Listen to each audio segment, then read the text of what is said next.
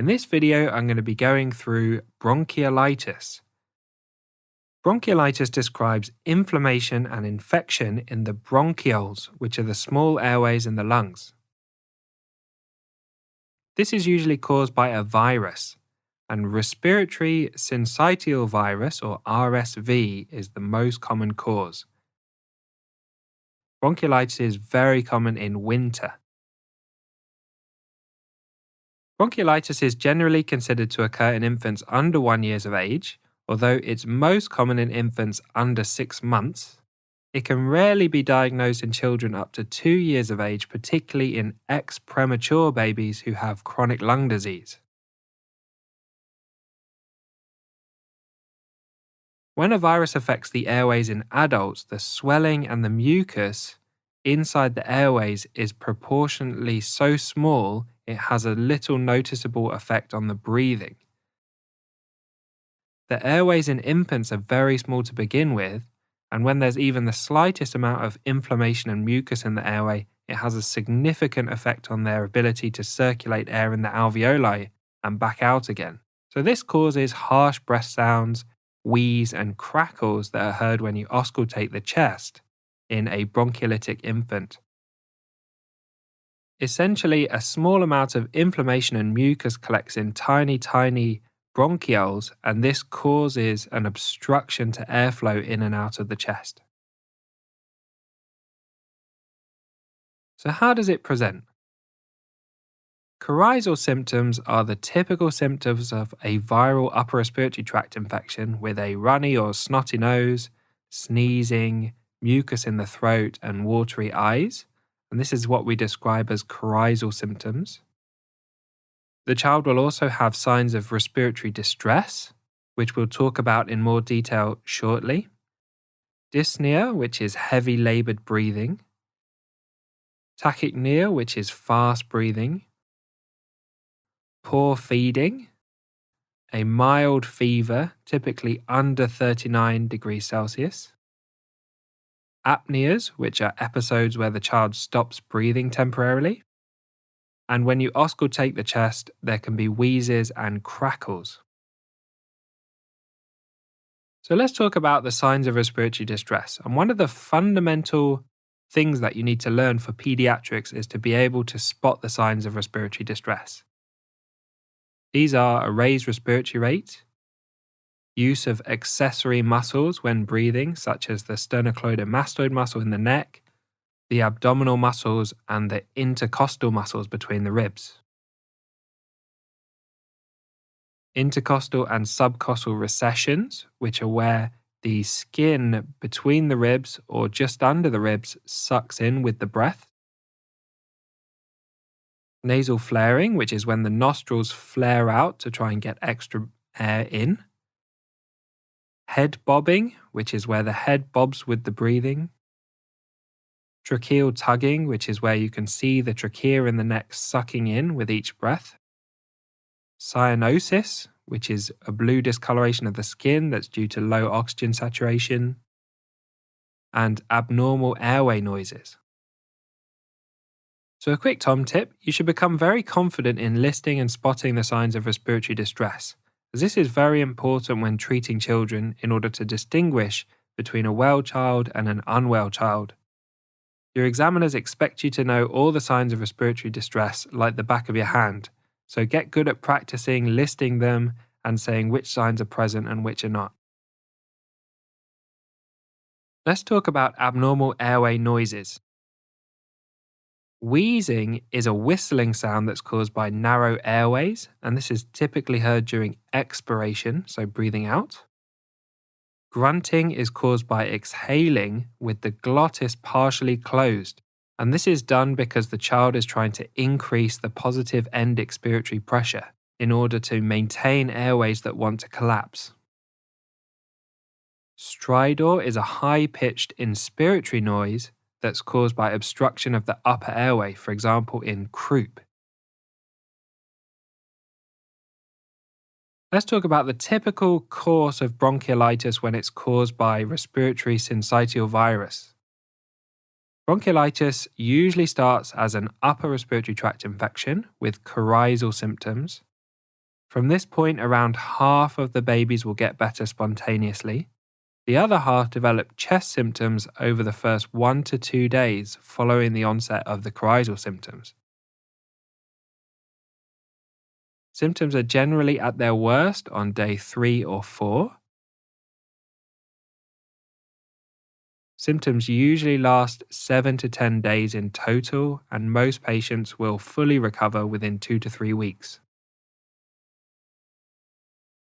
Children who have had bronchiolitis as infants are more likely to have viral-induced wheeze during childhood. Let's talk about the criteria for admission. Most infants can be managed at home with advice about when to seek further medical attention. The reasons for admission include children aged under 3 months or with any pre-existing health conditions such as prematurity, Down syndrome, or cystic fibrosis. Consider admission if they have 50 to 75% or less of their normal intake of milk, if they're clinically dehydrated, the respiratory rate is above 70, the blood oxygen saturations are below 92%, they have moderate to severe respiratory distress, such as deep recessions or head bobbing. There are apneas, which remember are periods where the child stops breathing temporarily. Or if the parents are not confident in their ability to manage at home or to access medical help from home. So what's the management? Well, typically patients only require supportive management, and this involves ensuring adequate intake, and this could be orally, via a nasogastric tube, or IV fluids, depending on the severity. It's important to avoid overfeeding as a full stomach will restrict the breathing, so start with small, frequent feeds and gradually increase them as the baby tolerates. Saline nasal drops and nasal suctioning can be helpful in order to clear the nasal secretions, particularly prior to feeding. Supplementary oxygen may be necessary to keep the oxygen saturations above 92%, and ventilatory support may be required. There's little evidence for treatments such as nebulized saline, bronchodilators, steroids, and antibiotics, and these shouldn't be routinely used. Let's talk more about ventilatory support. As breathing gets harder, the child becomes more tired and less able to adequately ventilate their lungs. They may require ventilatory support to maintain their breathing, and this can be stepped up until they're adequately ventilated. So the first step after just simple oxygen is to go to high-flow humidified oxygen via a tight nasal cannula. And this can be called Airvo or Optiflow, depending on the brand that provides the machine that does the high-flow humidified oxygen. This delivers air and oxygen continuously with some added pressure blown in through that tight nasal cannula that helps to oxygenate the lungs and prevent the lungs from collapsing. It adds positive end expiratory pressure, which is called PEEP, to maintain the airway at the end of expiration and stop the airways from collapsing. The next step is continuous positive airway pressure, or CPAP, and this involves using a sealed nasal cannula that goes into the nose and performs in a similar way to the Airvo or the Optiflow, but it can deliver higher and more controlled pressures. The third option is intubation and ventilation, and this is the final step. This involves inserting an endotracheal tube into the trachea and fully controlling ventilation. Next, let's talk about assessing ventilation. Capillary blood gases are useful in severe respiratory distress and in monitoring children who are having ventilatory support. The most helpful signs of poor ventilation are a rising PCO2, so the CO2 level is going up, and this shows that the airway have collapsed and are failing to clear waste carbon dioxide from the lungs, and also a falling pH, And this shows that carbon dioxide is building up and the baby is not able to buffer the acidosis that is caused by the excessive carbon dioxide. Remember, carbon dioxide becomes carbonic acid and is acidic, which means the blood becomes acidic if it can't be buffered. This is classed as a respiratory acidosis.